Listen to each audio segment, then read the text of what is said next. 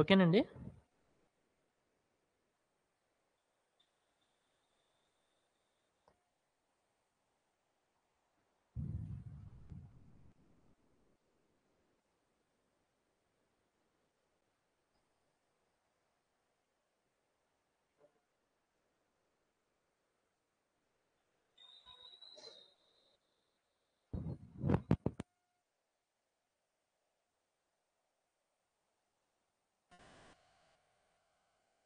Okay, so welcome guys.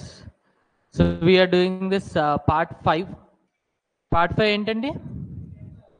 Union government. So ఇందులో వచ్చేసి executive first మనం స్టార్ట్ చేసాం ఆర్టికల్ 52 నుంచి 78. సో ఇందులో మనం ఏమేమి చూసాం? President, vice president, prime minister and ministers, వీళ్ళందరినీ కలిపి ఏమంటామండి? Council of ministers. దాని తర్వాత ఏం చూసాం? Attorney general of India. Okay, దాని తర్వాత లెజిస్లేచర్ స్టార్ట్ చేసాం ఆర్టికల్ 79 నుంచి 123. సో లెజిస్లేచర్లో మనం ఏం చేసామంటే ఫస్ట్ ఇండియన్ లెజిస్లేచర్ యొక్క నేమ్ చూసాం, లెజిస్లేచర్లో ఎవరెవరు ఉంటారనేది చూసాం, లోక్సభ, రాజ్యసభ, వాటి గురించి తెలుసుకున్నాం, వాటి మెంబర్స్ గురించి తెలుసుకున్నాం. అలానే chairman, deputy chairman, speaker, deputy speaker. Okay, అలానే హౌస్లో జరిగే ప్రొసీడింగ్స్ అన్నీ కూడా చూసాం. ఓకే, ఈరోజు మనం స్టార్ట్ చేయబోయేది జుడిషియరీ. జుడిషియరీ ఆర్టికల్స్ ఎక్కడి నుంచి అండి? 124 to 147. ఓకే, సో ఇందులో ఏంటి అని అంటే బేసిక్గా మనం చదవబోయేది సుప్రీం కోర్టు గురించి అనమాట. ఓకే, అండ్ అలానే స్టేట్ గవర్నమెంట్లో వచ్చేసి మనకి హైకోర్టు గురించి ఉంటుంది, అది కూడా నేను ఇక్కడే కవర్ చేస్తాను. ఓకే, అలానే సబార్డినేట్స్ కోర్ట్స్ గురించి కూడా ఇక్కడే కవర్ చేస్తాం అనమాట. Okay fine. So supreme court అని హెడ్డింగ్ పెట్టుకోండి. Supreme court, supreme court.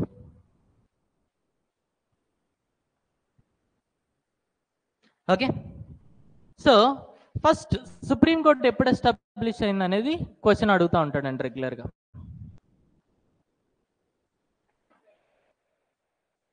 Jan 28, 1950.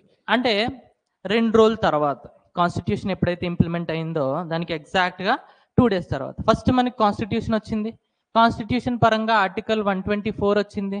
నా దీన్ని ఫాలో అవుతూ మనం 2 days తర్వాత ఆఫ్టర్ 2 days అంటే 28th Janకి మనం సుప్రీం కోర్ట్ అనే దాన్ని ఎస్టాబ్లిష్ చేసాం అనమాట. ఓకే, నెక్స్ట్ సి మనకి జనరల్గా సుప్రీంకోర్టు ఎప్పుడు ఎస్టాబ్లిష్ అయింది అనగానే చాలామంది 1773 యాక్ట్ పరంగా 1774 అంటూ ఉంటారు, 1774 అని అంటూ ఉంటారు. బట్ ద యాక్చువల్ ఆన్సర్ ఈ 1774 కాదు. దాంట్లో దాని పేరు మాత్రమే సుప్రీంకోర్టు, దాని పేరు మాత్రమే సుప్రీంకోర్టు. బట్ ఇది ఏంటి అని అంటే సబార్డినేట్ కోర్టు. సబార్డినేట్ కోర్టు అప్పటి లాంగ్వేజ్లో చెప్పాలి అని అంటే లోకల్ కోర్టు.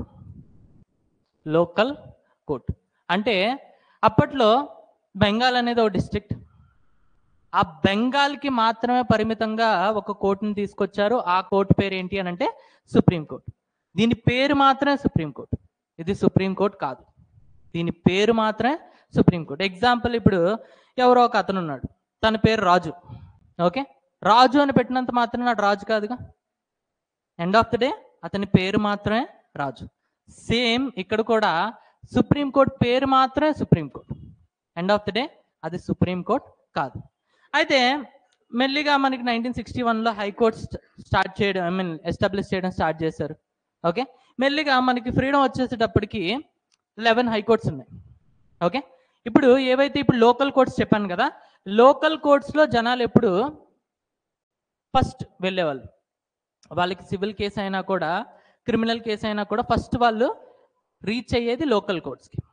ఒకవేళ లోకల్ కోర్ట్స్లో వాళ్ళు వర్డిక్ట్ వల్ల సాటిస్ఫై అవ్వలేదు అనుకోండి, అప్పుడు వాళ్ళు అపీల్ చేస్తూ హైకోర్ట్స్కి వెళ్ళేవాళ్ళు, అపీల్ చేస్తూ హైకోర్ట్స్కి వెళ్ళేవాళ్ళు. ఒకవేళ అక్కడ కూడా వాళ్ళు సాటిస్ఫై అవ్వకపోతే వీళ్ళు ప్రివీ కౌన్సిల్లో అప్పీల్ చేసేవాళ్ళు అనమాట. Privy council. అయితే ఈ ప్రివీ కౌన్సిల్ అనేది ఎక్కడ ఉండేది అని అంటే బ్రిటన్. ఎక్కడ ఉండేదండి? బ్రిటన్లో.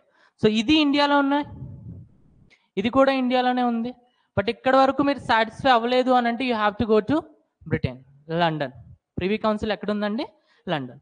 అలానే ఆ టైంలో మనకి గవర్నమెంట్ ఆఫ్ ఇండియా యాక్ట్ 1935 వచ్చిందండి. Government of India act 1935. దీన్ని పరంగా ఇండియాలో ఫెడరల్ కోర్ట్స్ ఎస్టాబ్లిష్ చేయాలని ఒక ప్రొవిజన్ వచ్చిందండి. Federal courts. ఓకే. జనరల్గా సివిల్ కేసెస్ కానీ క్రిమినల్ కేసెస్ కానీ ఈ లోకల్ కోర్ట్స్ వింటున్నాయి. ఓకే. ఒకవేళ ఇక్కడ మీరు సాటిస్ఫై అవ్వకపోతే హైకోర్టుకి వెళ్తారు, అక్కడ కూడా మీరు సాటిస్ఫై అవ్వకపోతే ప్రివీ కౌన్సిల్కి వెళ్తారు, ఇప్పుడు మీ దగ్గర డబ్బులు ఉంటాయి. బట్ ఇదేంటి అని అంటే ఆల్ టుగెదర్ సెపరేట్ కోర్ట్. ఇందులో ఏంటి అని అంటే ఒక ప్రిన్స్లీ స్టేట్ అలానే ఒక ప్రోవిన్స్ రెండింటి మధ్యలో ఏదైనా గొడవ అయినా ఈ కోర్టు వింటది. నార్మల్ హైకోర్ట్స్ కానీ లోకల్ కోర్ట్స్ కానీ వినవు, వీటిని వాటి జ్యూరిస్డిక్షన్లో రావు. ఓకే. అలానే రెండు ప్రోవిన్సెస్ మధ్యలో లేదా రెండు ప్రిన్స్లీ స్టేట్స్ మధ్యలో ఏదైనా గొడవ అయినా లేదా గవర్నర్ జనరల్ అలానే ఏదైనా స్టేట్ గవర్నర్ వీళ్ళకి గొడవ అయినా ఈ కేసెస్ వినేది federal court. Okay. So present day పరంగా చెప్పాలి అని అంటే రెండు స్టేట్స్ మధ్యలో గొడవ అయితే ఫెడరల్ కోర్ట్ వింటది, లేదా స్టేట్కి సెంటర్కి మధ్యలో గొడవ అయితే ఫెడరల్ కోర్ట్ వింటది. ఓకే. నార్మల్గా ఇద్దరు మనుషుల మధ్యలో గొడవ అయింది అనుకోండి, లోకల్ కోర్ట్స్ వింటే, అక్కడ సాటిస్ఫై అవ్వకపోతే హైకోర్టు, అక్కడ కూడా సాటిస్ఫై అవ్వకపోతే లండన్ వెళ్ళాలి, ప్రివీ కౌన్సిల్. ఓకే. రెండు గవర్నమెంట్స్ మధ్యలో గొడవ అయింది అనుకోండి, అప్పుడు దీన్ని వినేది ఎవరు అని అంటే ఫెడరల్ కోర్ట్స్. ఓకే. సో ఎప్పుడైతే మనకి కాన్స్టిట్యూషన్ వచ్చిందో కాన్స్టిట్యూషన్లో ఆర్టికల్ 124ని తీసుకొచ్చారు. దీని పరంగా ఒక ప్రొవిజన్ ఇచ్చారు సుప్రీం కోర్ట్ అనేది. Now supreme court is a blend of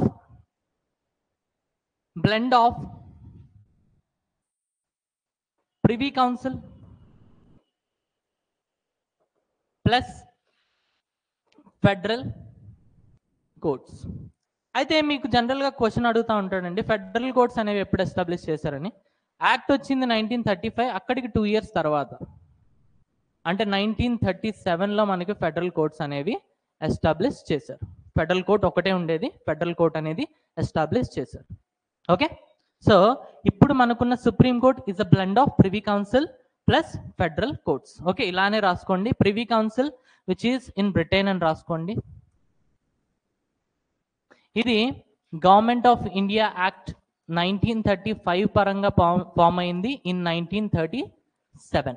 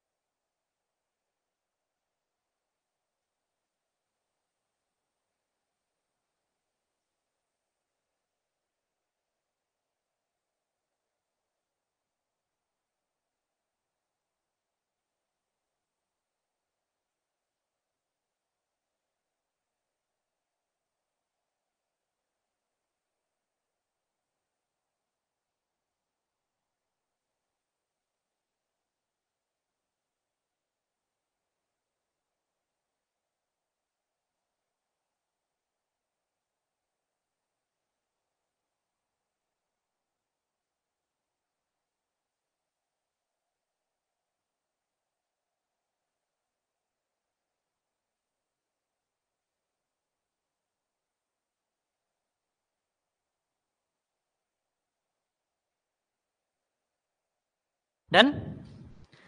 అయితే ఇప్పుడు ఆర్టికల్ 124 అని హెడ్డింగ్ పెట్టుకోండి. ఆర్టికల్ 124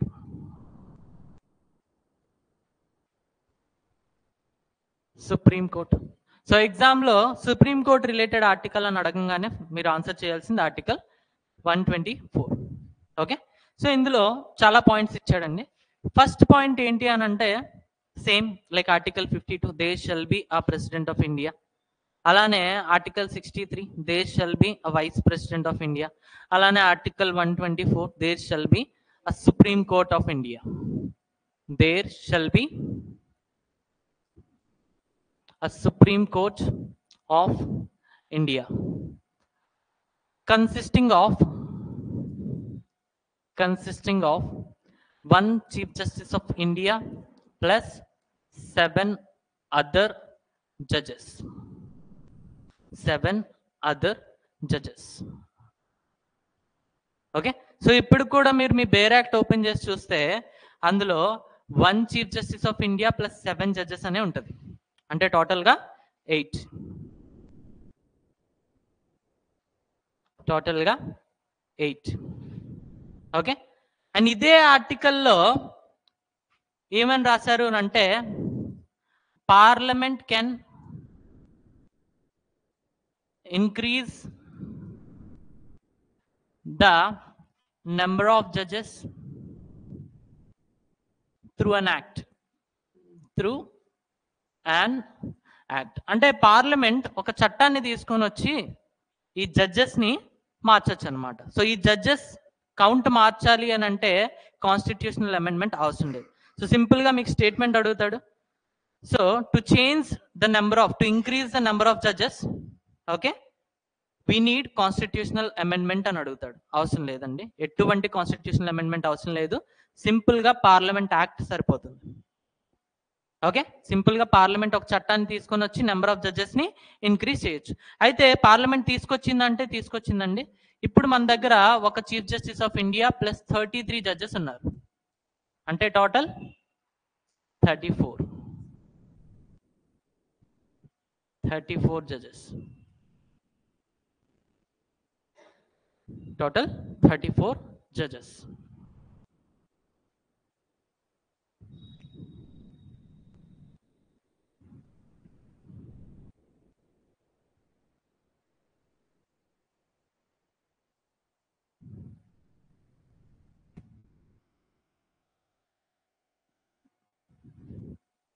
సో ఇక్కడ నుంచి మీకు క్వశ్చన్స్ రెండే వస్తాయి. ఒకటి supreme court article 124 and statement ఏమని అడుగుతాడు అని అంటే through a constitutional amendment we can increase number of judges. కాదండి, wrong. Through an act. Okay, done. రాసుకున్నారా? నెక్స్ట్ సెకండ్ పాయింట్ చూడండి. President can appoint, president shall appoint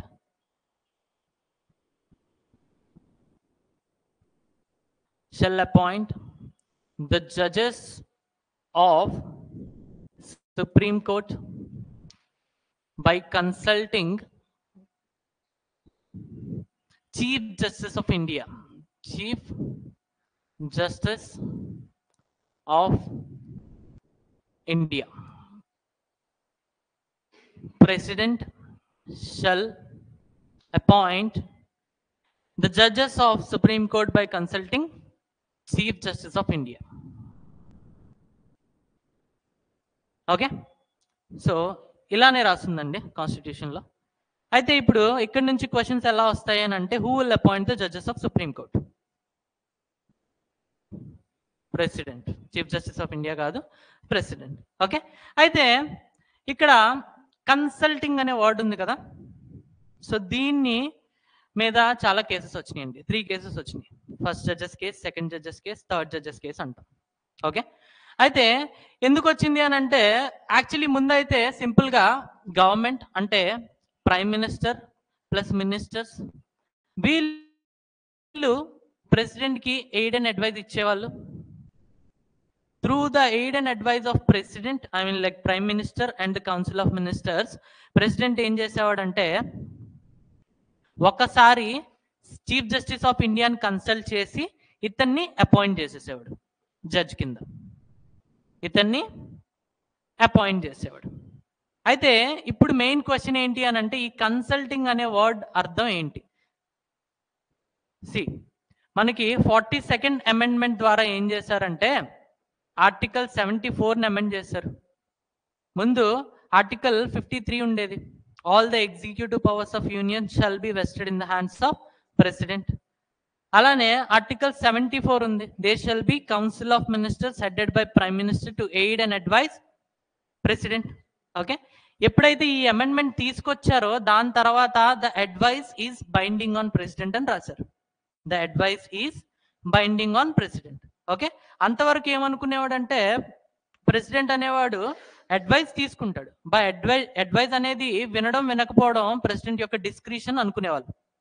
ఎప్పుడైతే ఈ అమెండ్మెంట్ తీసుకొచ్చారో అప్పటి నుంచి ఫిక్స్ అయిపోయింది that this advice is binding on the president. ఖచ్చితంగా విని తీరాలి, ఒకవేళ వినకపోతే ఈ ఆర్టికల్ 74 బేస్ గానే మనం ఏం చేస్తాం, ఇంపీచ్మెంట్ చేస్తాం.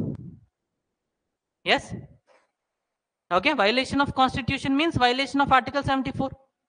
ఎస్, సో దీని బేస్ మీద ఇంపీచ్ చేస్తాం. ఇప్పుడు జనాలు ఏమడిగారు అని అంటే, సిమిలర్ గానే ఇక్కడ ఆర్టికల్ 124 లో కన్సల్టింగ్ అని ఉంది. ఈ కన్సల్టింగ్ అనేది బైండింగా కాదా, బైండింగ్ ఆర్ నాట్? అయితే to answer this first judges case వచ్చిందండి. ఏమొచ్చింది? First judges case. ఏ ఇయర్?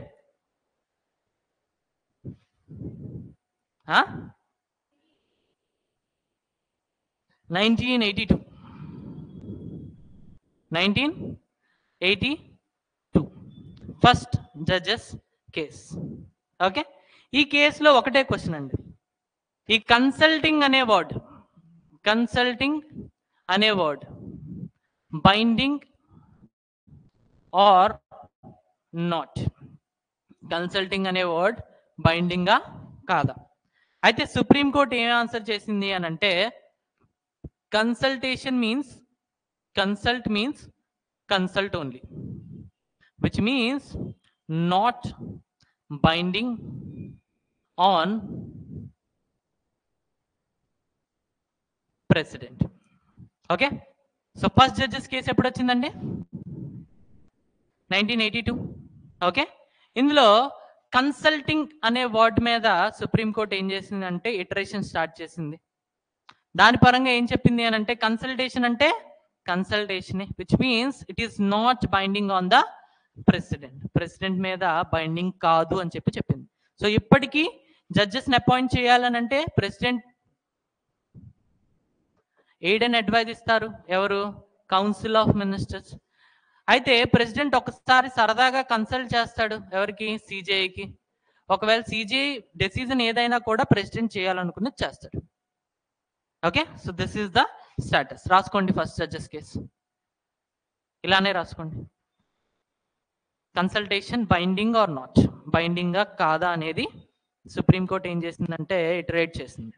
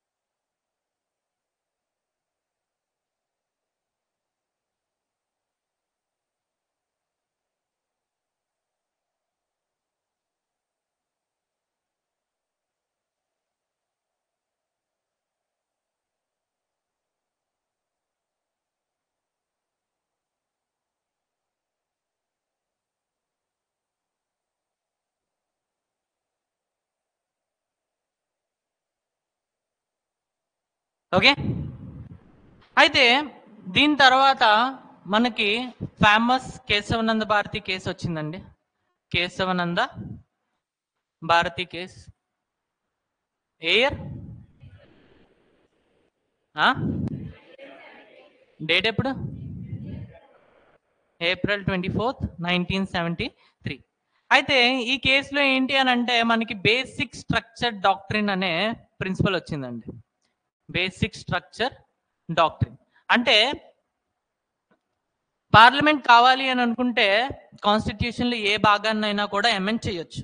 కానీ బేసిక్ స్ట్రక్చర్ డాక్ట్రిన్ అనేది ఒకటి ఉంటుంది, దాన్ని ఎఫెక్ట్ అవ్వకుండా అమెండ్ చేయాలి. అయితే ఈ బేసిక్ స్ట్రక్చర్ డాక్ట్రిన్ అంటే ఏంటి అని అంటే సుప్రీంకోర్టే చెప్తుంది ఫ్రమ్ కేస్ టు కేస్. ఒకవేళ సుప్రీంకోర్టుకి నచ్చితే అది బేసిక్ స్ట్రక్చర్ డాక్ట్రిన్, సో దాన్ని అమెండ్ చేయలేము. ఒకవేళ నచ్చకపోతే అది బేసిక్ స్ట్రక్చర్ డాక్ట్రిన్ కాదు, దాన్ని అమెండ్ చేసుకోండి. సో ఇప్పుడు ఏంటి అని అంటే ఒక విధంగా పవర్స్ అన్ని కూడా సుప్రీంకోర్టు దగ్గరకు వచ్చేసింది. ఆ టైంలో మన ప్రైమ్ మినిస్టర్ ఎవరు అని అంటే ఇందిరాగాంధీ. ఓకే, సో ఇక్కడ కూడా క్వశ్చన్ అడుగుతూ ఉంటాడండి, సుప్రీంకోర్టు ఇది కేశవానంద భారతి కేసులో ఎంతమంది జడ్జెస్ ఉన్నారు అని. 13 జడ్జెస్. ఓకే, అయితే ఈ కేసు అనేది వర్డిక్ట్ ఎలా ఇచ్చారు అని అంటే 7:6. 7:6. ఓకే, రాసుకోండి 7:6.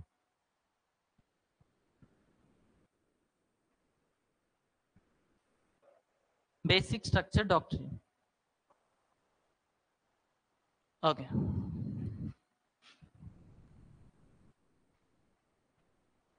Basic structure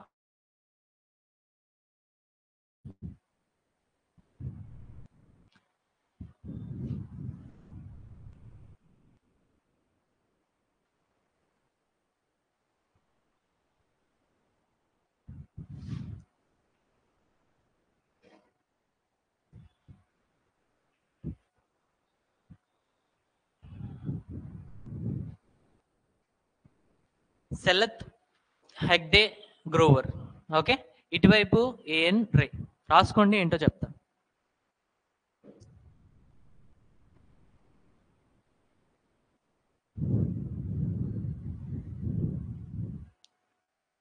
Shelat, Hegde, Grover.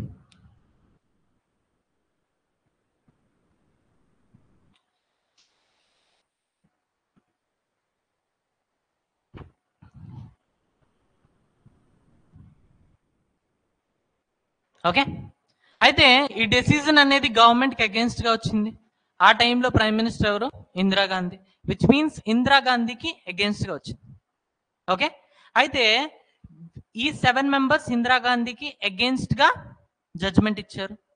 ఈ 6 మెంబర్స్ ఇందిరాగాంధీకి సపోర్టివ్ గా జడ్జ్మెంట్ ఇచ్చారు. సో ఆబ్వియస్ గా ఇందిరాగాంధీకి వీళ్ళు నచ్చరు, వీళ్ళు నచ్చుతారు. ఓకే, సో ఇప్పుడు ఏమైంది అని అంటే దీని తర్వాత ఆ టైంలోని సిక్రీ ఉండేవాడు అనమాట మనకి chief justice of India, Sikri. అయితే దీన్ని నెక్స్ట్ ఇయరే మనకి సిక్రీ ఏంటంటే ఈ జడ్జ్మెంట్ ఇవ్వగానే వెంటనే సిక్రీ అనే అతను ఏమయ్యాడు అని అంటే రిటైర్ అయిపోయాడు. ఓకే, రిటైర్ అవ్వగానే ఇప్పుడు పరిస్థితి ఏంటి అని అంటే 4 జడ్జెస్ ఉన్నారనమాట ఇక్కడ. ఒకటి సెలత్, అందరికన్నా సీనియర్. తర్వాత హెగ్డే, సెకండ్ మోస్ట్ సీనియర్. తర్వాత గ్రోవర్, దాని తర్వాత ఏఎన్ రే. అయితే అంతవరకు చీఫ్ జస్టిస్ ఆఫ్ ఇండియాని ఎలా అపాయింట్ చేయాలనేది ఎక్కడా మనకి కాన్స్టిట్యూషన్లో లేదండి. కానీ మనం ఫాలో అవుతున్న ప్రాక్టీస్ ఏంటి అని అంటే ఎవరైతే సీనియర్ మోస్ట్ జడ్జ్ ఉన్నారో అతన్ని చీఫ్ జస్టిస్ ఆఫ్ ఇండియా కింద ఆటోమేటిక్గా మనం అపాయింట్ చేస్తాం.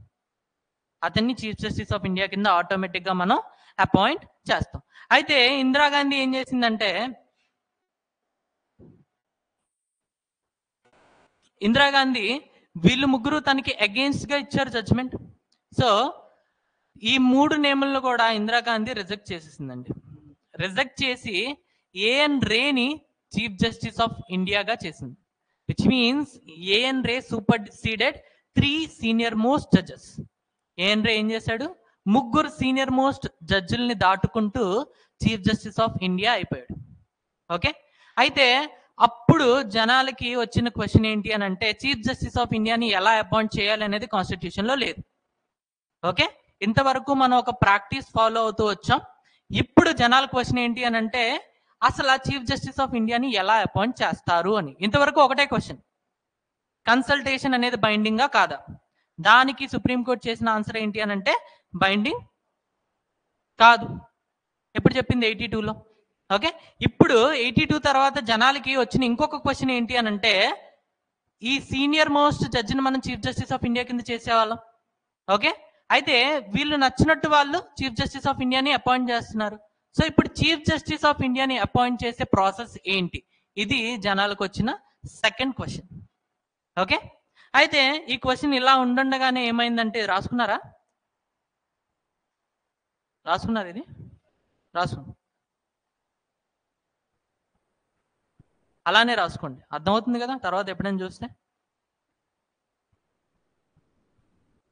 ఏడిఎం జబల్పూర్ కేసు గుర్తుందండి?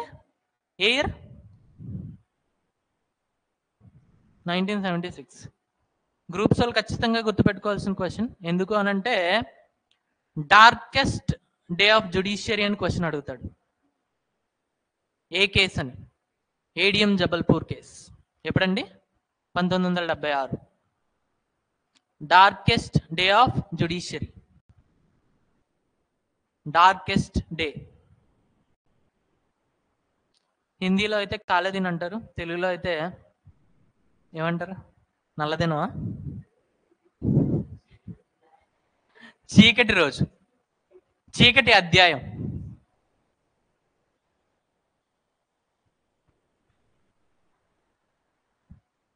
ఓకే, అయితే ఇది ఇలా ఉండగానే మనకి ఏడిఎం జబల్పూర్ కేసు వచ్చింది. ADM Jabalpur versus Shivakant Shukla. శివకాంత్ శుక్లా. ఈ కేసు ఎప్పుడండి? 1976. ఈ కేసులో ఏమైంది అని అంటే, ఒకవైపు ఇందిరాగాంధీ ఏం చేసింది? ఎమర్జెన్సీ అమలు చేసింది. ఎమర్జెన్సీ అమలు చేసినప్పుడు చాలా మంది అపోజిషన్ పార్టీ వాళ్ళు దీన్ని వ్యతిరేకిస్తున్నారు. వ్యతిరేకిస్తుంటే వ్యతిరేకించిన వాళ్ళందరినీ కూడా ఇందిరాగాంధీ ఏం చేసిందంటే పట్టుకొని జైల్లో పడేసింది. అయితే ఇప్పుడు వాళ్ళ రిలేటివ్స్ లేదా వాళ్ళ ఫ్యామిలీ వాళ్ళు హెబియస్ కార్పస్ రిట్ ఫైల్ చేశారు. ఎక్కడ? సుప్రీంకోర్టులో. అయితే ఎప్పుడైతే ఎమర్జెన్సీ అమలు చేసిందో అప్పుడు ఫండమెంటల్ రైట్స్ ని సస్పెండ్ చేసేసింది ఇందిరాగాంధీ. అంటే ప్రెసిడెంట్కి చెప్పింది ఫండమెంటల్ రైట్స్ సస్పెండ్ చేసేయని. సో అతను 32 కూడా సస్పెండ్ చేసేసాడు. ఇప్పుడు మీరు సుప్రీంకోర్టుకి వెళ్ళడానికి లేదు, హెబియస్ కార్పస్ రిట్ కోసం మీరు సుప్రీంకోర్టుకి వెళ్ళడానికి లేదు. ఇంకో ఆప్షన్ ఏముంది అని అంటే ఆర్టికల్ 226 రిట్స్ ఆఫ్ హైకోర్టు. అయితే మీరు హైకోర్టుకి మాత్రం వెళ్ళొచ్చు, అయితే జనాలందరూ కూడా హైకోర్టుకి వెళ్ళడం స్టార్ట్ చేశారు. ఎందుకు అని అంటే ఏ జైలు ఖాళీ లేదు, అన్ని జైళ్ళు నిండిపోయి తీవ్రవాదులతో కాదు అపోజిషన్ లీడర్స్తో. అయితే ప్రతి ఒక్కరు కూడా హైకోర్టుకి వెళ్ళడం స్టార్ట్ చేశారు with this habeas corpus writ. అలాంటి టైంలో ఒక 11 కోర్ట్స్ ఏం చేసాయనంటే ఇది రాంగ్, ఖచ్చితంగా 24 అవర్స్లో ఆ బాడీని వాళ్ళ ఫ్యామిలీకి సబ్మిట్ చేయండి అని చెప్పి తీర్పునిచ్చాయి. వెంటనే ఇందిరాగాంధీ ఏం చేసింది అని అంటే ఆల్రెడీ ఇక్కడ తన పప్పెట్ ఒకటిని ఏం చేసింది, ఆల్రెడీ చీఫ్ జస్టిస్ ఆఫ్ ఇండియాని చేసింది.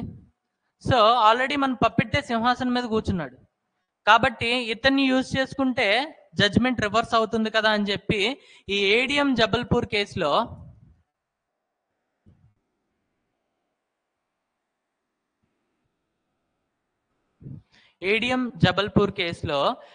ఇది 5 జడ్జెస్ బెంచ్ అండి. ఎంత? 5 జడ్జెస్ బెంచ్. ఇందులో 4 మెంబర్స్ ఒక డెసిజన్ ఇచ్చారు, అండ్ ఒకతను మాత్రం డిఫరెంట్ డెసిజన్ ఇచ్చారు, డిఫరెంట్ వర్డిక్ట్ ఇచ్చారు. ఓకే, ఇతను ఎవరు అని అంటే హెచ్ఆర్ కన్నా క్లియర్ గా చెప్పారు ఈ హెబియస్ కార్పస్ అనేది అప్రూవ్ చేయాలి, మీరు చేసింది ఇల్లీగల్ డిటెన్షన్ అని చెప్పి క్లియర్ గా హెచ్ఆర్ కన్నా చెప్పారు.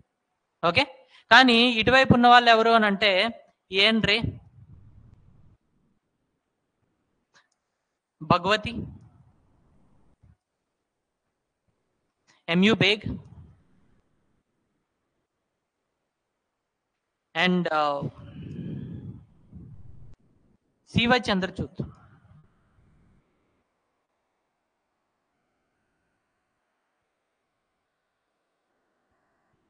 మన recent chief justice of India ఉన్నారు కదా, ఎవరు? వైవి చంద్రచూడ్ వాళ్ళ ఫాదర్. సో ఈ నలుగురు ఏం చెప్పారు అని అంటే ఏదైతే మన ఇందిరాగాంధీ చేసిందో ఇల్లీగల్ డిటెన్షన్ అది కరెక్ట్ అనే చెప్పారు.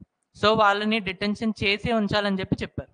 ఇంకోవైపు హెచ్ఆర్ కన్నా మాత్రం ఎవరికి భయపడకుండా ఏం చెప్పాడనంటే ఇది ఇల్లీగల్ డిటెన్షన్, సో ఖచ్చితంగా వాళ్ళందరినీ విడుదల చేయాలని చెప్పాడు. ఓకే, వెంటనే ఈ డెసిజన్ ఇచ్చిన తర్వాత నెక్స్ట్ ఇయర్ ఏఎన్ రే ఏమైంది అని అంటే ఏఎన్ రే రిటైర్మెంట్ అయిపోయింది. 1977లో ఏఎన్ రే ఏమైంది అని అంటే రిటైర్మెంట్ అయిపోయింది. ఏఎన్ రే అనేవాడు రిటైర్ అయిపోయాడు. సో ఇప్పుడు మళ్ళీ చీఫ్ జస్టిస్ ఆఫ్ ఇండియాని ఎన్నుకోవాలి. అయితే ఫస్ట్ సీనియర్ ఎవరు అని అంటే హెచ్ఆర్ కన్నా. తన తర్వాత ఎవరున్నారు అని అంటే ఎంయు బేగ్. ఓకే, సో మళ్ళీ చూసుకుంటే ఇక్కడ హెచ్ఆర్ కన్నా ఇందిరాగాంధీకి అగేన్స్ట్ గా డెసిజన్ ఇచ్చాడు, వర్డిక్ట్ ఇచ్చాడు. సో హెచ్ఆర్ కన్నా ఇందిరాగాంధీకి నచ్చాడు. సో ఎంయు బేగ్ ని చీఫ్ జస్టిస్ ఆఫ్ ఇండియాగా అపాయింట్ చేసింది ఇందిరాగాంధీ. వెనైసీ ఇందిరాగాంధీ ప్రెసిడెంట్ అపాయింట్ చేశారు ఎవరిని? ఎంయు బేగ్ ని. సో మళ్ళీ ఇదే క్వశ్చన్, గవర్నమెంట్ వాళ్ళకి నచ్చినట్టు ఎవరిని కావాలి అనుకుంటే వాళ్ళని చీఫ్ జస్టిస్ ఆఫ్ ఇండియా కింద అపాయింట్ చేస్తుంది. యాక్చువల్ ప్రాసెస్ ఏంటి? జనాలందరిది ఒకటే క్వశ్చన్, యాక్చువల్ గా సిజేఐని ఎన్నుకునే పద్ధతి ఏంటి? ఓకే, సో ఫస్ట్ క్వశ్చన్ కి ఇంకా మనకు ఆన్సర్ రాలా. కన్సల్టింగ్ అనే దానికి అర్థం ఏంటి? బైండింగా, నాట్ బైండింగ్. ఇప్పుడు సెకండ్ క్వశ్చన్ ఏంటి? ఈ చీఫ్ జస్టిస్ ఆఫ్ ఇండియాని ఎలా ఎన్నుకోవాలి? అంతవరకు బాగానే జరిగింది ఇందిరాగాంధీ రానంత వరకు. ఇందిరాగాంధీ వచ్చింది 2 సార్లు దీన్ని వైలేట్ చేసింది. ఫస్ట్ టైం ఏఎన్ రేని చీఫ్ జస్టిస్ ఆఫ్ ఇండియా కింద అపాయింట్ చేసింది. సెకండ్ టైం ఎంయు బేగ్ ని చీఫ్ జస్టిస్ ఆఫ్ ఇండియా కింద అపాయింట్ చేసింది. సో 2 సార్లు వైలేట్ చేసింది. రాసుకోండి ఫాస్ట్ గా.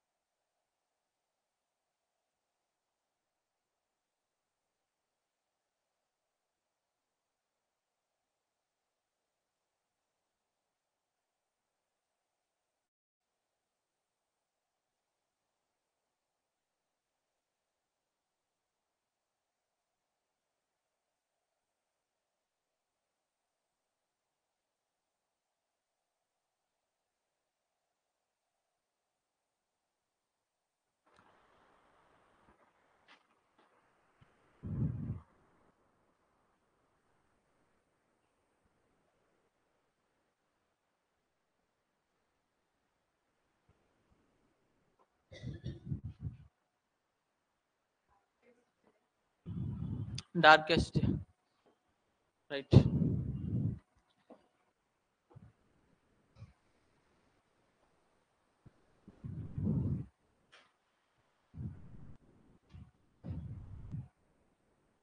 ఇది వైవి చంద్రచూడ్ అండి, వైవి చంద్రచూడ్.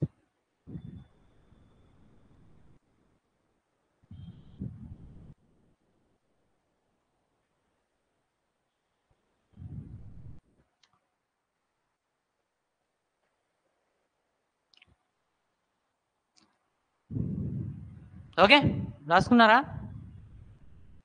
ఓకే, సింపుల్ గా మళ్ళీ ఇక్కడ ఇందిరాగాంధీ రూల్స్ ని బ్రేక్ చేసింది, ఎంయు బేగ్ ని చీఫ్ జస్టిస్ ఆఫ్ ఇండియా చేసింది. ఎంయు బేగ్ ని చీఫ్ జస్టిస్ ఆఫ్ ఇండియా చేసింది. Done.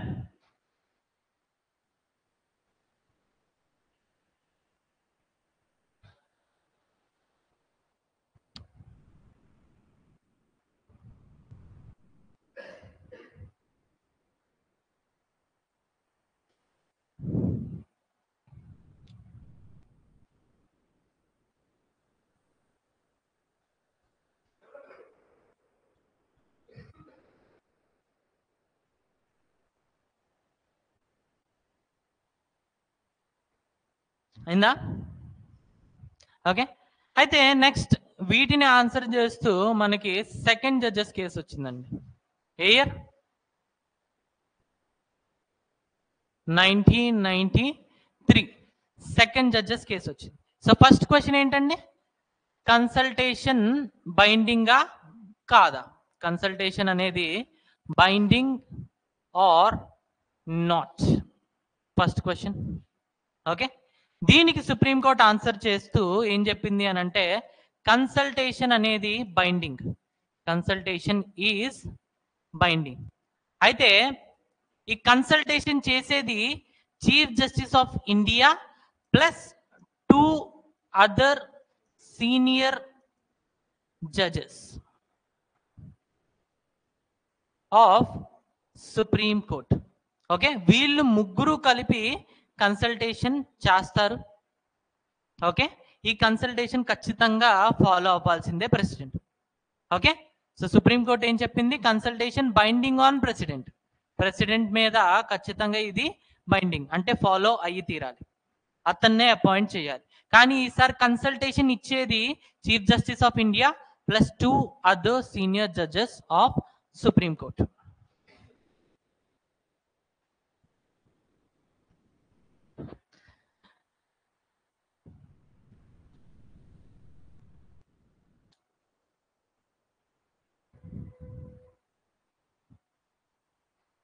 Plus 2 senior judges of Supreme Court. Okay, and to answer the next question, which is appointment of Chief Justice of India. Second ఏంటండి, appointment of Chief Justice of India. Appointment of CJI. ఈ process ఏంటి? అయితే ఇక్కడ supreme court ఏం answer చేసింది అని అంటే, senior most judge of supreme court. When I say senior most, ఏజ్ని బట్టి కాదండి, ఎక్స్పీరియన్స్ బట్టి, ఎక్స్పీరియన్స్ని బట్టి.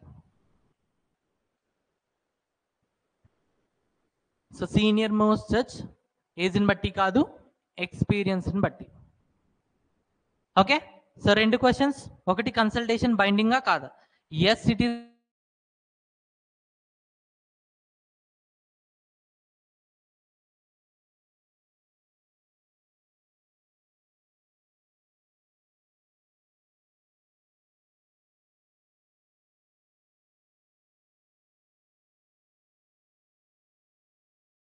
బట్టి.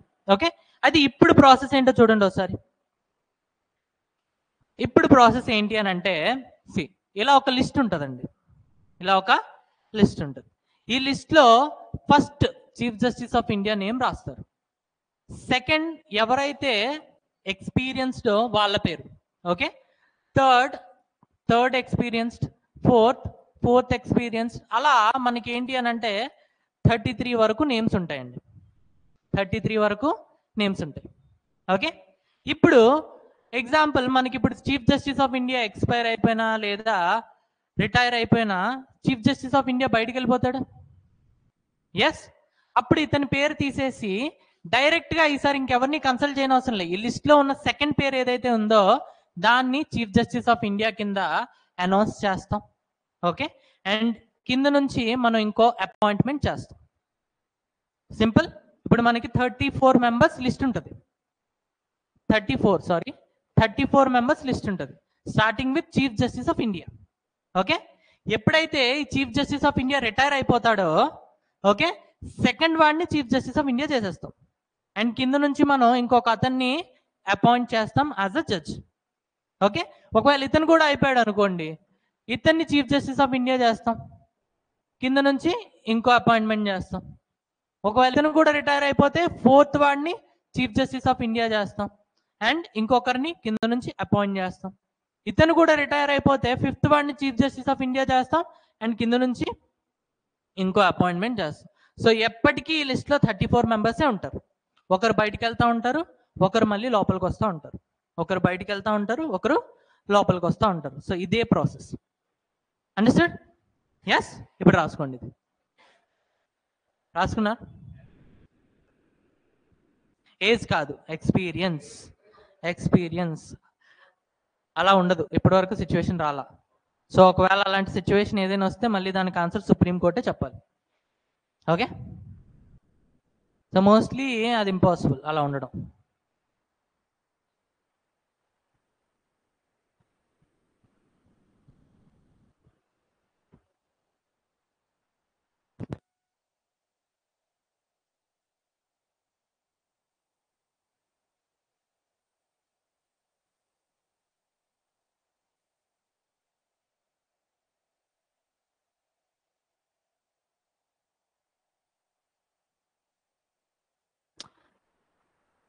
మేబీ ఆడు కామెడీగా చెప్పాడు కానీ యాక్చువల్లీ ఈ ప్రాసెస్ ఏంటి అని అంటే, ఒకసారి ఏదో కాన్స్టిట్యుయెన్సీలో ఎలక్షన్ అయింది.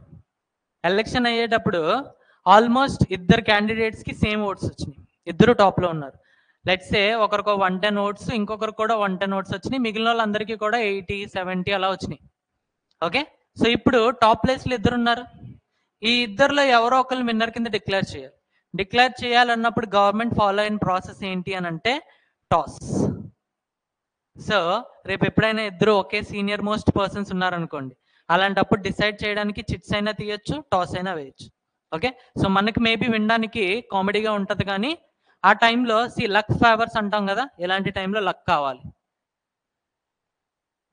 ఫైన్, సో ఇది ప్రాసెస్. ఇది రాసుకున్నారు ఆల్రెడీ, అయిపోయిందా? నా మళ్ళీ దీన్నే ఇంకొకసారి మళ్ళీ క్వశ్చన్ చేస్తూ చేస్తూ ఇంకొక కేసు వచ్చిందండి, దాని పేరు third judges case. Third judges case year అండి 1998. ఓకే, సో ఇందులో కూడా మళ్ళీ సుప్రీంకోర్టు అవే 2 క్వశ్చన్స్కి ఆన్సర్ చేసిందండి. ఒకటి, కన్సల్టేషన్ అనేది బైండింగా కాదా? కన్సల్టేషన్ అనేది బైండింగా కాదా? ఇక్కడ కూడా ఏం చెప్పిందంటే కన్సల్టేషన్ అనేది బైండింగ్ అని చెప్పింది, బైండింగ్ ఆన్ ప్రెసిడెంట్. ఖచ్చితంగా ఆ కన్సల్ట్ చేసిన అతన్నే మనం ప్రెసిడెంట్ కింద అపాయింట్ చేయాలి అనింది. ఓకే, అయితే ఈసారి ఈ బైండింగ్ ఏదైతే ఉందో ఇది ముగ్గురు చేయరు, 5గురు చేస్తారు. ఆ 5గురిని ఏమంటామంటే కలీజియం సిస్టమ్ అంటాం. ఏమంటాం? Collegium system. సో ఈసారి కన్సల్ట్ చేసేది ఎవరు అని అంటే కలీజియం సిస్టమ్ అనేది నేమ్ని రికమెండ్ చేస్తుంది. నేమ్ని రికమెండ్ చేస్తుంది. నేమ్ని ఎవరు రికమెండ్ చేస్తారు? Collegium system. అయితే కలీజియం సిస్టంలో ఎవరు ఉంటారు అని అంటే chief justice of India, chief justice of India plus 4 senior most judges of supreme court. Of supreme court, 4 senior most judges of Supreme Court. 4 senior most judges of Supreme Court. So దీన్నే collegium system అంటాం. So మనకి ఎగ్జామ్లో అడిగేది ఏంటి అని అంటే collegium system ఏ ఇయర్లో ఎగ్జిస్టెన్స్లోకి వచ్చింది? 1998 third judges case.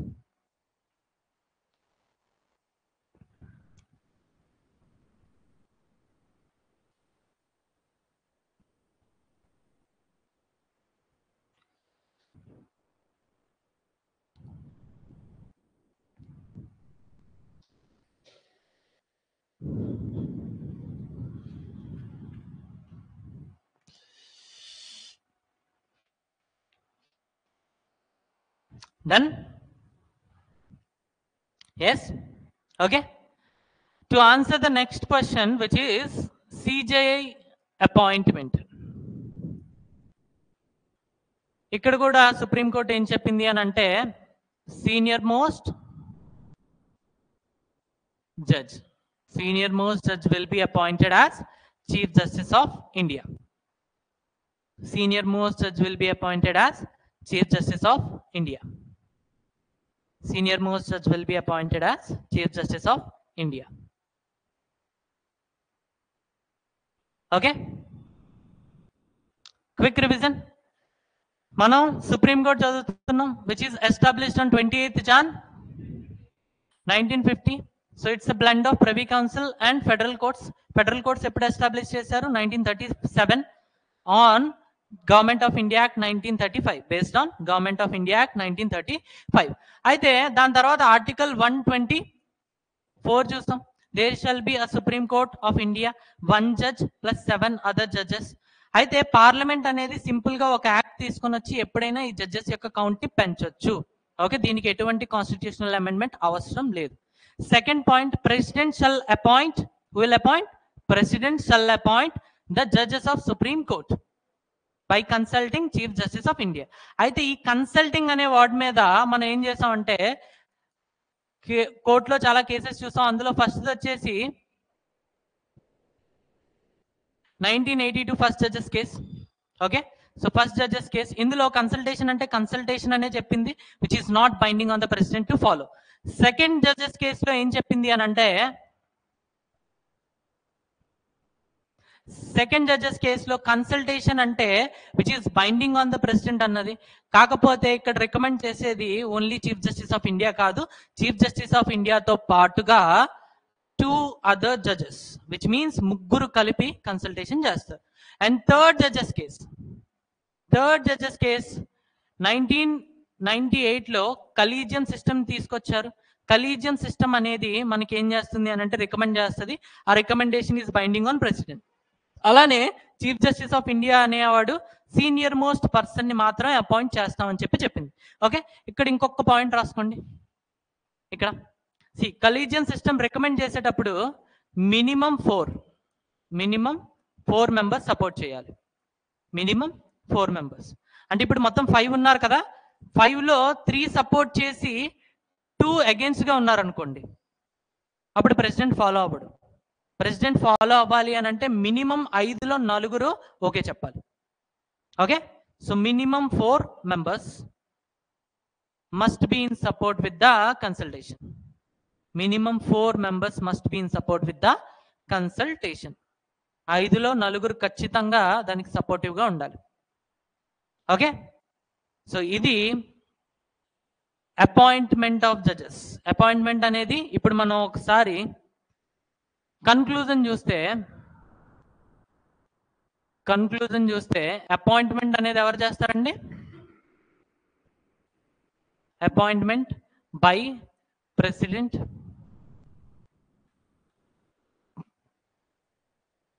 After consulting collegium which consists of Chief Justice of India plus 4 other judges, 4 other senior most judges. Okay, అయితే దీని నుంచి minimum 4 members must be supportive. 4 members must be supportive. Okay, so ఇది appointment of judges of Supreme Court. Appointment of judges of Supreme Court. Fast గా రాసుకోండి.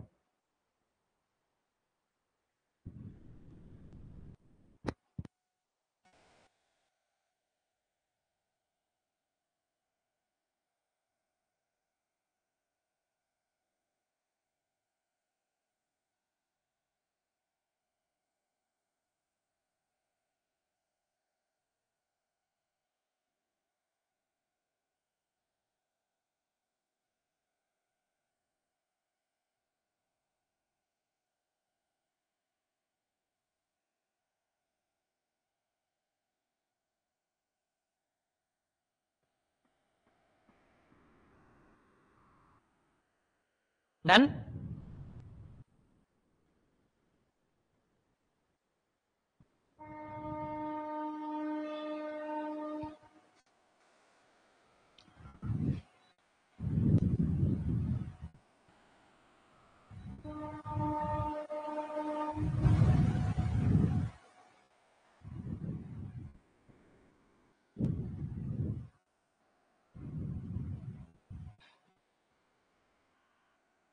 రాసుకున్నారా? Okay, అయితే ఇది 2015 వరకు ఈ అపాయింట్మెంట్ ప్రాసెస్ ఇలానే కంటిన్యూ అయిందండి. ఓకే, 2014లో మోదీ చీఫ్ మినిస్టర్ అయ్యారు, సో ఏదైనా చేంజెస్ తీసుకురావాలి అని అంటే అయితే ఇందిరాగాంధీ లేదా మోడీ. సో మోడీ రాగానే ఎన్జేఏసీని తీసుకొచ్చాడు 2015లో, నేషనల్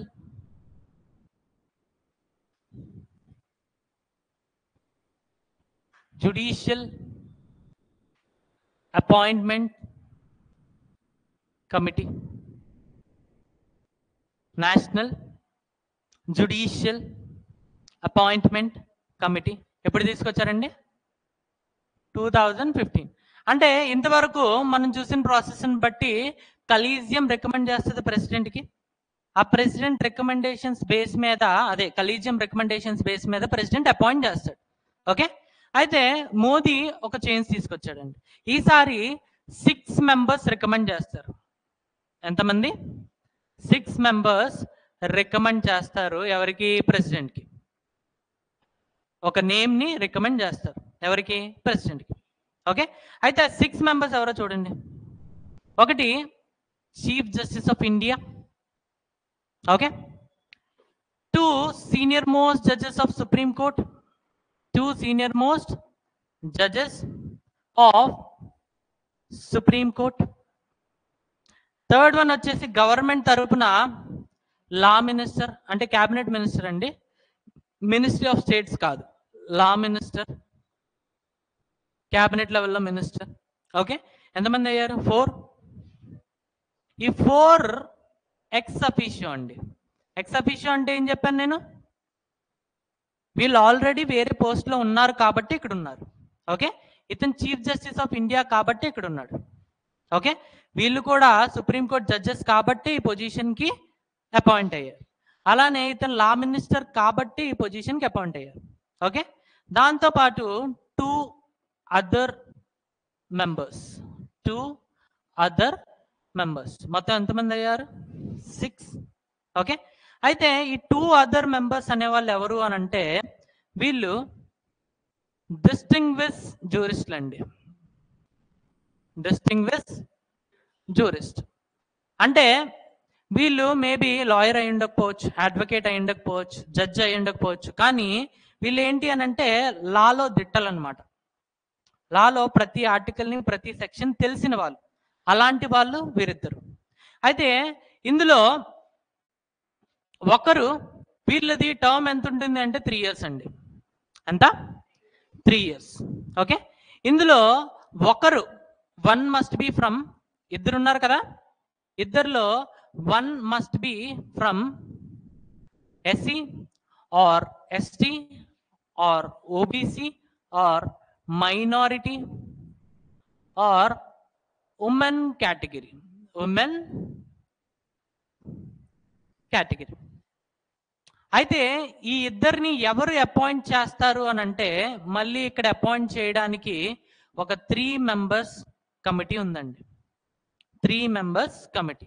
ఆ 3 members కమిటీలో మళ్ళీ చీఫ్ జస్టిస్ ఆఫ్ ఇండియా ఉంటారు, ప్రైమ్ మినిస్టర్ ఉంటారు, అలానే leader of the opposition in Lok Sabha. Leader of the opposition 2 houses లో ఉంటారా? ఉంటారా? రాజ్యసభలోనే ఉంటారు, లోక్సభలోనే ఉంటారు. అయితే ఇతను leader of the opposition in Lok Sabha వాడండి, రాజ్యసభ వాడు కాదు. Leader of the opposition in Lok Sabha. ఇప్పుడు వీళ్ళు ముగ్గురు కలిపి ఈ ఇద్దరిని అపాయింట్ చేస్తారు. అపాయింట్ చేసిన వాడు టెన్యూర్ ఎంత అంటే 3 years, బట్ ఒక్కసారి మాత్రమే చేయగలడండి. 3 years అయిపోయిన తర్వాత మళ్ళీ రీఅపాయింట్మెంట్ ఉంటుందా అంటే ఉండదు. Only once. Only once. No reappointment. No reappointment. మళ్ళీ రీఅపాయింట్మెంట్ ఉంది అన్నారు అనుకోండి, గవర్నమెంట్ ఏం చెప్తే అది చేస్తాడు. అదే ఒకవేళ రీఅపాయింట్మెంట్ లేదు అనేసారు అనుకోండి, సో వాడికి ఎటువంటి లాభం లేదు కాబట్టి కొంచెం స్వతహాగా పనిచేస్తాడు. అందుకని రీఅపాయింట్మెంట్ అనేది తీసేశారు. అందులో ఒకరు ఖచ్చితంగా ఎస్సీ వాడు కానీ, ఎస్టీ వాడు కానీ, ఓబీసీ వాడు కానీ, మైనారిటీ వాడు కానీ, ఉమెన్ కేటగిరీ కానీ అయి ఉండాలి. ఓకే, ఇంకొకరు ఎవరైనా పర్లా. అయితే వీళ్ళని అపాయింట్ చేసేది ఎవరు అని అంటే chief justice of India, prime minister and leader of the opposition in Lok Sabha.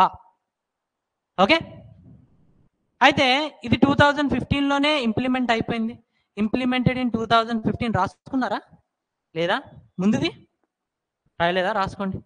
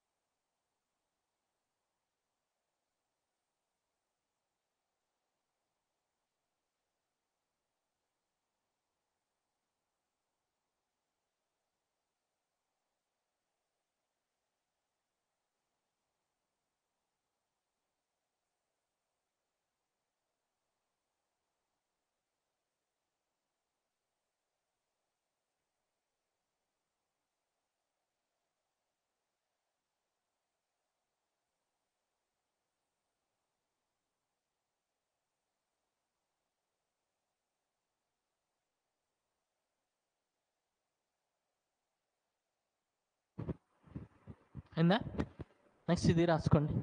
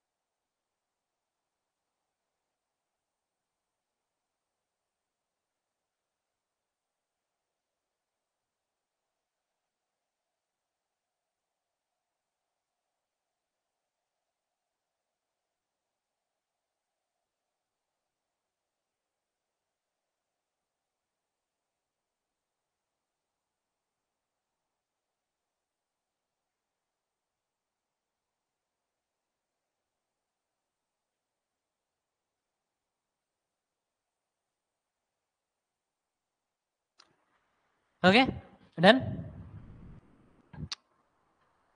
So 2015లో ఈ ఎన్జేఎస్ని తీసుకొచ్చారు. ఓకే, అయితే 2015లోనే this was implemented in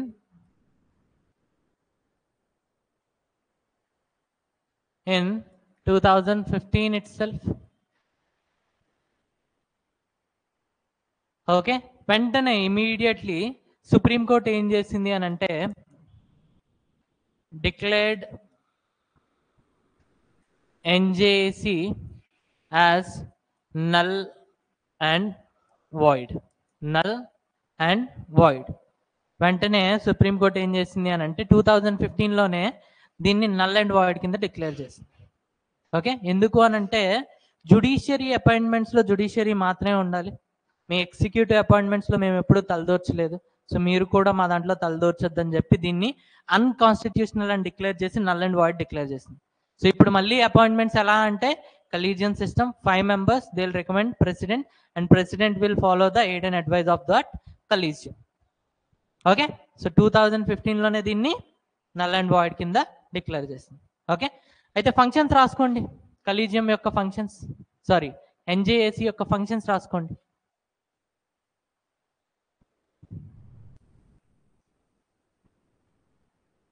Recommends the names to president to be appointed as judges of Supreme Court and High Court. Supreme court judges, high court judges యొక్క names ని recommend చేస్తుందండి ఎవరికి? President కి. Second one, recommends the transfers of judges, the transfers of high court judges. high court జడ్జిల యొక్క transfers అనేది recommend చేస్తుందండి. ఏ జడ్జిని ఎక్కడి నుంచి ఎక్కడికి ట్రాన్స్ఫర్ చేయాలనేది రికమెండ్ చేస్తుంది ప్రెసిడెంట్కి. ప్రెసిడెంట్ ట్రాన్స్ఫర్ చేస్తాడు జడ్జిని. ఓకే, సో క్వశ్చన్ ఏంటి అని అంటే అపాయింట్మెంట్ ఎవరు చేస్తారు? ప్రెసిడెంట్. ట్రాన్స్ఫర్ ఎవరు చేస్తారు?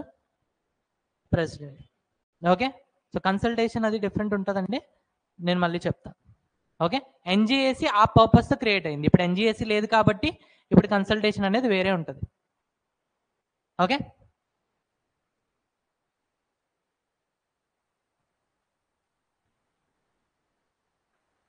recommends the names to president to be appointed as judges of Supreme Court and High Court.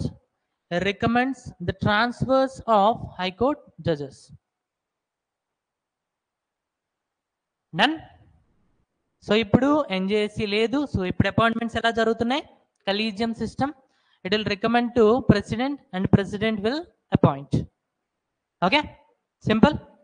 అయితే ఇదంతా కూడా సెకండ్ పాయింట్ అండి. మనం ఇప్పటి వరకు సెకండ్ పాయింట్ చూసాం, president shall appoint the judges of supreme court by consulting chief justice of India. So ఈ పాయింట్కి స్టోరీ ఇదంతా. ఓకే, థర్డ్ పాయింట్ రాసుకోండి, qualifications of Supreme Court judges. Qualifications of Supreme Court judges. Qualifications of Supreme Court judges. ఒకవేళ supreme court judge అవ్వాలి అని అంటే అర్హత ఏంటి? ఓకే, సో ఫస్ట్ వన్ ఆబ్వియస్గా సిటిజన్ ఆఫ్ ఇండియా అయి ఉండాలి. ఓకే, సో అది నేను రాయట్లేదు, సింపుల్గా నేను రాస్తుంది 3 రాసుకోండి. ఓకే, ఈ 3 కండిషన్స్లో ఏ ఒక్కటి సాటిస్ఫై అయినా కూడా అతను eligible to become judge of supreme court. Minimum 5 years experience as high court judge. High court judge కింద మినిమం 5 years ఎక్స్పీరియన్స్ ఉండాలండి. ఒకవేళ అలా ఉంటే అతను సుప్రీంకోర్టు జడ్జ్ అవ్వడానికి ఎలిజిబుల్. అయితే ఈ హైకోర్టు జడ్జ్ కింద ఉంది కదా, ఇది 1 కోర్టులో అయ్యుండొచ్చు, లేదా 2, 3, 4, 5 కోర్టులో కూడా అయ్యుండొచ్చు. ఓకే, ఏపీ హైకోర్టులో 1 సంవత్సరం, తెలంగాణ హైకోర్టులో 1 సంవత్సరం, మద్రాస్ హైకోర్టులో ఒక 3 సంవత్సరాలు చేశాడు, ఫైనల్గా 5 years అయింది. So he is eligible. ఒకవేళ అతను జడ్జ్ కింద చేయలేదు, అప్పుడు ఏం చూస్తారు అని అంటే minimum 10 years of experience as an advocate of High Court. అంటే హైకోర్టులో వకీల్ కింద చేసి ఉండాలండి. ఎన్ని సంవత్సరాలు? మినిమం 10 సంవత్సరాలు. మినిమం 10 సంవత్సరాలు. అయితే ఈ పాయింట్కి రీఇటరేషన్ ఏంటి అని అంటే, ఎగ్జాంపుల్గా ఒక 7 years తను హైకోర్టులో అడ్వకేట్ చేశాడు, లేదా ఒక 3 years ఏం చేశాడంటే సుప్రీం కోర్టులో అడ్వకేట్ చేశాడు. ఓకే, అప్పుడు తను ఎలిజిబుల్. లేదా 10 years సుప్రీం కోర్టులో అడ్వకేట్ కింద చేశాడు, అప్పుడు కూడా తను ఎలిజిబుల్. ఓకే, ఏం లేదండి, ఎగ్జాంపుల్గా ఇప్పుడు మీరు ఒక ఎవరినైనా అపాయింట్ చేసుకుందాం అనుకుంటున్నారు, ఒక software engineer. Okay, minimum 3 years experience ఉండాలనుకున్నారు. ఓకే, అయితే ఇప్పుడు మీకు ఒక 5 years ఎక్స్పీరియన్స్ ఒకటి దొరికాడు సేమ్ రేంజ్లో, తీసుకుంటారా? ఎస్, తీసుకుంటారు కదా. ఇక్కడ మన కాన్స్టిట్యూషన్లో ఏం రాస్తుంది? 10 years experience as advocate of high court అన్నాడు. మీకు 10 years ఎక్స్పీరియన్స్ సుప్రీం కోర్టులో అడ్వకేట్ దొరికాడు, ఎందుకు తీసుకోరు? కళ్ళగద్దుకొని తీసుకుంటాంగా. సో దీని అర్థం ఏంటి అని అంటే as an advocate of high court and supreme court. Okay, so సింపుల్గా as an advocate of high court and supreme court అని రాసుకోండి.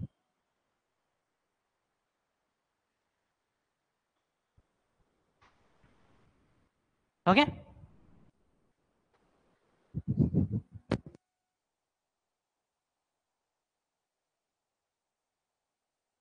ఓకే, సో ఒకవేళ ఇది కూడా అవ్వలేదు అనుకోండి, సింపుల్గా third formula which is distinguished jurist. Distinguished jurist అంటే ఏంటండి?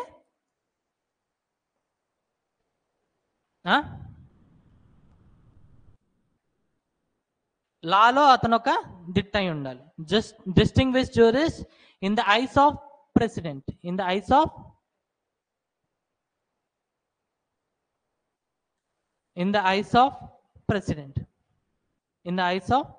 ప్రెసిడెంట్, అయితే ప్రజెంట్ డే పరంగా చూసుకుంటే this is not applicable.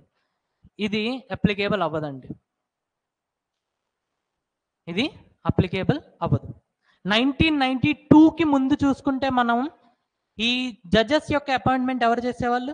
President, కానీ on the aid and advise of council of ministers.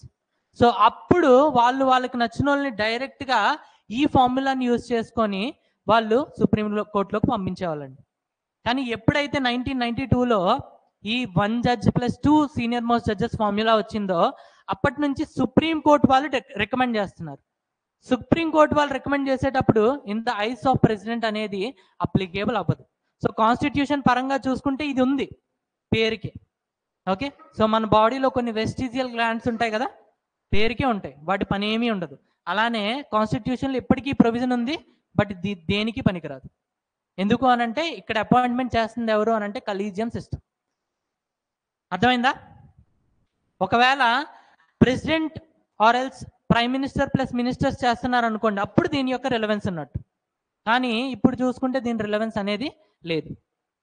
Okay, so qualifications of judges అయితే 5 సంవత్సరాలు జడ్జి కింద చేసి ఉండాలి హైకోర్ట్స్లో, లేదా మినిమం 10 సంవత్సరాలు అడ్వకేట్ వకీల్ కింద చేసి ఉండాలి హైకోర్టులో ఆర్ సుప్రీంకోర్టులో, లేదా ప్రెసిడెంట్ దృష్టిలో అతను ఒక దిట్ట అయి ఉండాలి. ఓకే, సో ఈ మూడిట్లో ఏ ఒక్క కండిషన్ సాటిస్ఫై అయినా కూడా ఓకే అతన్ని మనం సుప్రీంకోర్టు జడ్జి కింద అపాయింట్ చేయొచ్చు. ఓకే, ప్రజెంట్ డే సినారియో బట్టి చూసుకుంటే ఈ రెండిట్లో ఏ ఒక్క సినారియో సాటిస్ఫై అయినా కూడా మనం అతన్ని సుప్రీంకోర్టు జడ్జి కింద అపాయింట్ చేయొచ్చు. ఓకే, నెక్స్ట్ టెన్యూర్ రాసుకోండి. ఇది అయిపోయిందా? రాసుకున్నారా? Next tenure.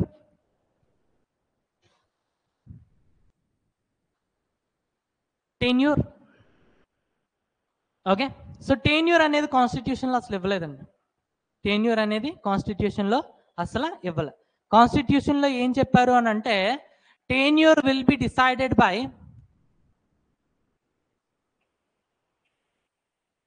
Parliament through an act.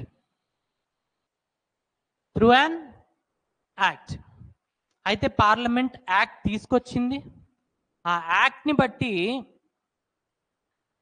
65 years age అని చెప్పింది. 65 years ఆఫ్ ఏజ్ అంటే అతనికి ఎంతవరకు సుప్రీంకోర్టు జడ్జి కింద ఉండొచ్చండి?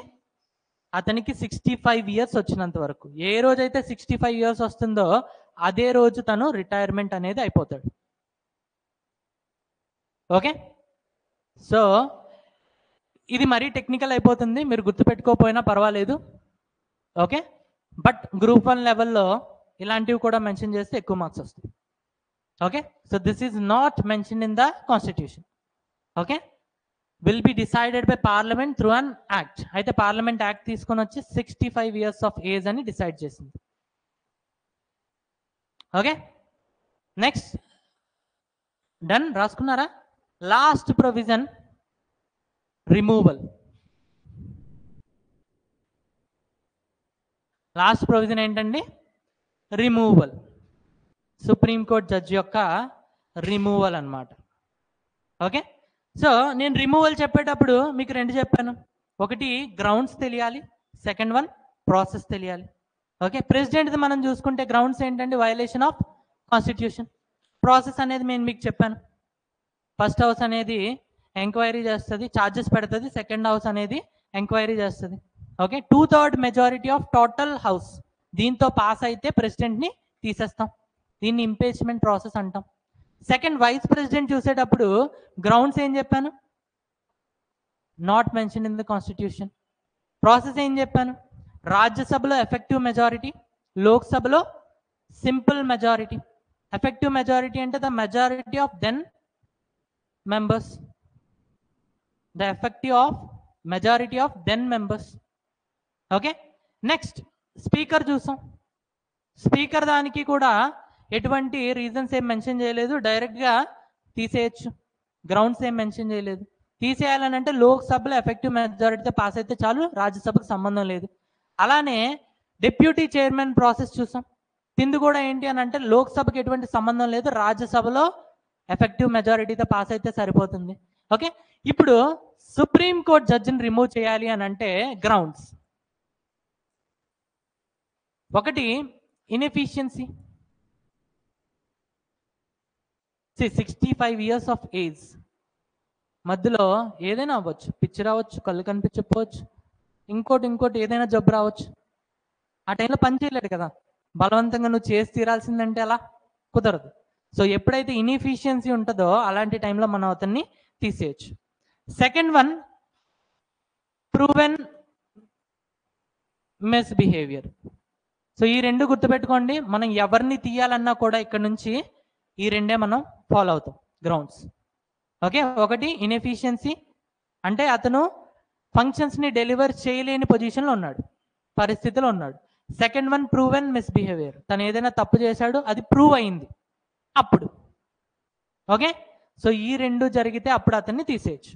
ఓకే, సెకండ్, రిజల్యూషన్ అనేది can be introduced in Lok Sabha or Rajya Sabha, ఎందులోనైనా కూడా ఇంట్రడ్యూస్ చేయొచ్చండి. అయితే లోక్సభలో ఇంట్రడ్యూస్ చేయాలి అని అంటే ఒక 100 మంది సైన్ చేయాలండి, ఒక 100 మెంబర్స్ సైన్ చేయాలి. లోక్సభలో ఉన్న ఎంపీస్ ఒక 100 మంది సైన్ చేయాలి. అప్పుడు మాత్రమే ఈ రిజల్యూషన్ అనేది స్పీకర్ దగ్గరికి వెళ్తుంది, లేదా స్పీకర్ దగ్గరికి వెళ్ళదు. సెకండ్, రాజ్యసభలో ఇంట్రడ్యూస్ చేయాలి అని అంటే మినిమం 50 మెంబర్స్ సైన్ చేయాలి, మినిమం 50 మెంబర్స్ సైన్ చేయాలి. Okay, done. అప్పుడు ఈ రిజల్యూషన్ అనేది ఎవరి దగ్గరికి వెళ్తుంది అని అంటే speaker or chairman, speaker or chairman. అయితే ఇక్కడ వీళ్ళకు ఒక డిస్క్రిషనరీ పవర్ ఉంటుందండి, వీళ్ళకు ఒక డిస్క్రిషనరీ పవర్ ఉంటుంది, that they can accept the resolution or they can reject the resolution. వీళ్ళు ఈ రెజల్యూషన్ అనేదాన్ని యాక్సెప్ట్ చేయొచ్చు. ఎగ్జాంపుల్ 2017 అనుకుంటా రంజన్ గొగోయ్ ఉండేవాడు చీఫ్ జస్టిస్ ఆఫ్ ఇండియా. ఆ టైంలో మన వైస్ ప్రెసిడెంట్ ఎవరు, మన తెలుగువాడు వెంకయ్యనాయుడు. వెంకయ్యనాయుడు రాజ్యసభ చైర్మన్ కింద ఉన్నాడండి. ఓకే, అయితే అప్పుడు ఇతని మీద ప్రూవెన్ మిస్బిహేవియర్ పేస్లో రెజల్యూషన్ పెట్టారు. వెంకయ్యనాయుడు ఏం చేశాడంటే దాన్ని చింపేసి డస్ట్బిన్లో పడేశాడు. So he rejected the resolution. వెంటనే వీళ్ళు ఏం చేశారంటే మళ్ళీ ఒక 100 మంది చేత సైన్ పెట్టించి లోక్సభలో పెట్టారు, అప్పుడు వాళ్ళు యాక్సెప్ట్ చేశారు.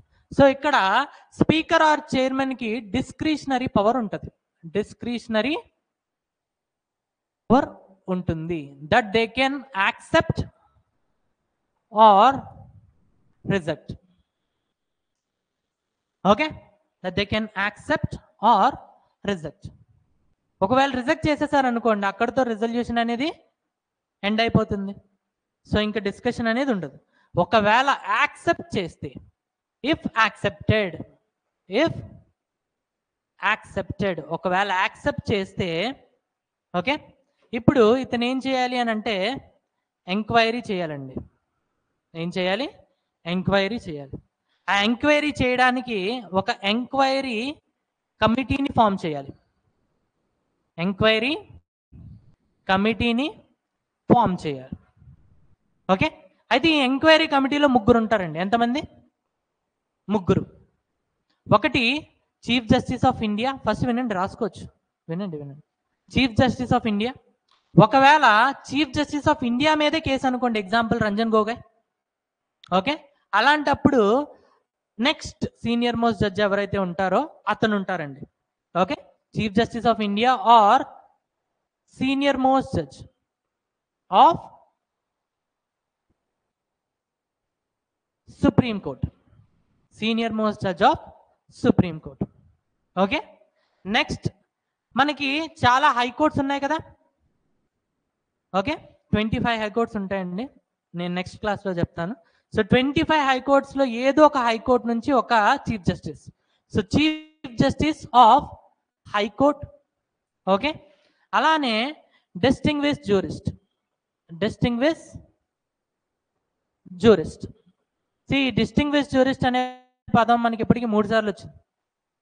ఎస్, ఒకటి ఎన్జేఎస్సీలో, సెకండ్ వన్ క్వాలిఫికేషన్స్లో, అండ్ థర్డ్ వన్ ఇక్కడ. ఓకే, అయితే డిఫరెన్స్ ఏంటి అని అంటే ఇక్కడ డిస్టింగ్విష్ జ్యూరిస్ట్ ఉంది కదా, ఇది in the eyes of speaker. In the eyes of speaker or chairman. ఇందాక మనం చూసింది ఏంటి? In the eyes of president. ఇది in the eyes of speaker or chairman. Okay, రాసుకోండి.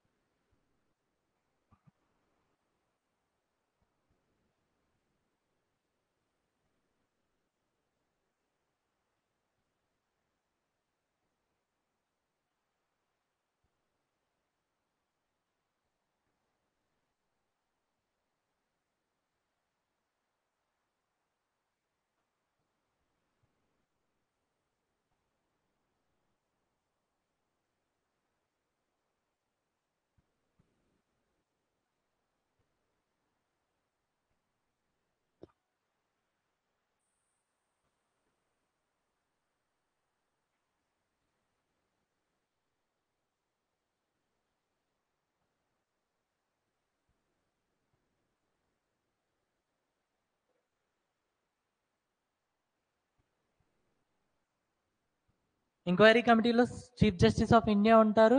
ఒకవేళ చీఫ్ జస్టిస్ ఆఫ్ ఇండియా మీద కేసు అయితే senior most judge of supreme court. అలానే సెకండ్ పర్సన్ ఎవరు అని అంటే chief justice of any high court. Chief justice of any high court. Third one ఎవరు అని అంటే distinguish jurist in the eyes of speaker or chairman. In the eyes of speaker or chairman.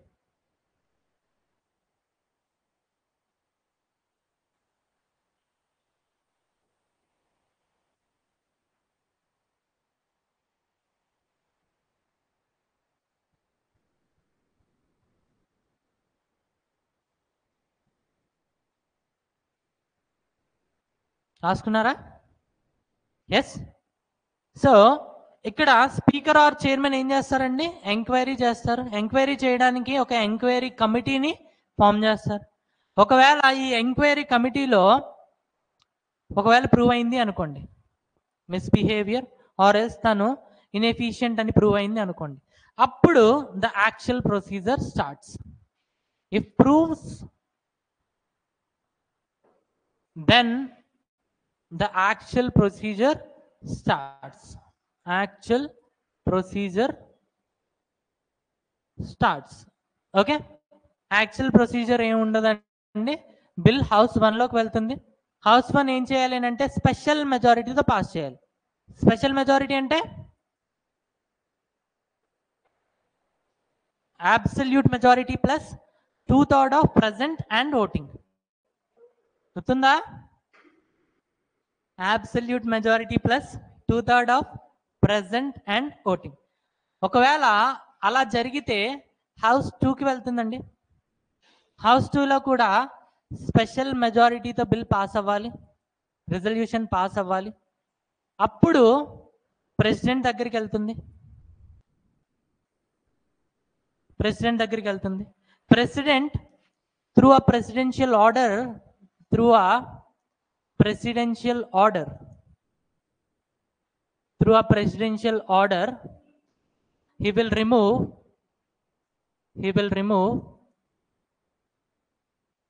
the judge.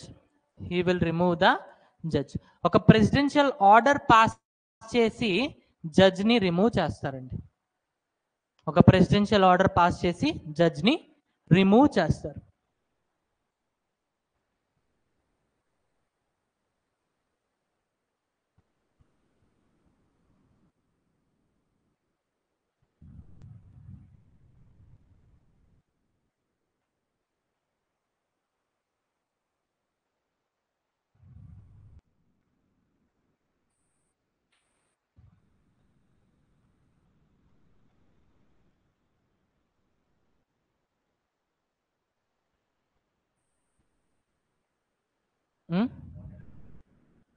లేదు, by God's grace ఇప్పటివరకు ఎవరిని remove చేయలేదండి. Okay, చేస్తుంటే ఖచ్చితంగా అది కూడా ఒక ఫ్యాక్చువల్ క్వశ్చన్ అయ్యేది, బట్ ఎవరిని రిమూవ్ చేయలేదు. సో క్విక్గా ఒకసారి revision, removal process. Okay, so removal process కి గ్రౌండ్స్ ఏంటండి? Inefficiency, proven misbehaviour. ఓకే, దాని తర్వాత రిజల్యూషన్ అనేది లోక్సభలో కానీ రాజ్యసభలో కానీ ఎక్కడైనా ఇంట్రడ్యూస్ చేయొచ్చు. అయితే ఇంట్రడ్యూస్ చేసేటప్పుడు డిస్క్రిషనరీ పవర్ ఉంటుంది స్పీకర్కి, చైర్మన్కి. వాళ్ళు కన్సిడర్ చేయొచ్చు లేదా రిజెక్ట్ చేయొచ్చు. ఒకవేళ కన్సిడర్ చేస్తే వాళ్ళది తప్ప కాదా అనేది ఎంక్వైరీ చేయడానికి ఒక ఎంక్వైరీ కమిటీని వేయాలి. ఆ ఎంక్వైరీ కమిటీలో ముగ్గురు ఉంటారండి. ఒకరు చీఫ్ జస్టిస్ ఆఫ్ ఇండియా. ఒకవేళ case chief justice of India మీద అయితే senior most judge of supreme court. Second one వచ్చేసి chief justice of high court. Third one వచ్చేసి distinguished jurist in the eyes of speaker or chairman. Okay, ఇప్పుడు ఈ enquiry committee ఏం చేస్తుంది? Enquiry చేస్తుంది. Enquiry చేసి ఎంక్వైరీలో ప్రూవెన్ మిస్బిహేవియర్ కానీ ఇన్ఎఫిషియన్సీ కానీ ప్రూవ్ అయింది అనుకోండి, అప్పుడు యాక్చువల్ ప్రొసీజర్ స్టార్ట్ అవుతుంది. హౌస్ 1లో ఇంట్రడ్యూస్ చేస్తారు. స్పెషల్ మెజారిటీ పాస్ అయితే హౌస్ 2కి వెళ్తుంది. స్పెషల్ మెజారిటీ పాస్ అయితే ప్రెసిడెంట్ దగ్గరికి వెళ్తుంది. Through a presidential order he will remove judge. Simple. Okay, so ఇది ఆర్టికల్ 124 అండి. సో 124లో మనం ఫస్ట్ ఏం చూస్తాం? There shall be a supreme court of India. ఇందులో 1+7 జడ్జెస్ ఉంటారని చెప్పి చూస్తాం. దీన్ని పార్లమెంట్ ఎప్పుడు కావాలంటే అప్పుడు ఒక యాక్ట్ తీసుకొని వచ్చి జడ్జెస్ని పెంచొచ్చు. ఇప్పుడు మన దగ్గర 1+33 జడ్జెస్ ఉన్నారు. Okay, second, who will appoint? President will appoint. అయితే ఎవరు కన్సల్ట్ చేస్తారు అని అంటే కలీజియం సిస్టమ్. Collegium system. అయితే ఈ కలీజియం సిస్టమ్ అనేది 4 మెంబర్స్ సపోర్ట్ చేస్తేనే కన్సల్ట్ చేస్తాం. సో ఇది second point. Third point, qualifications. Qualifications.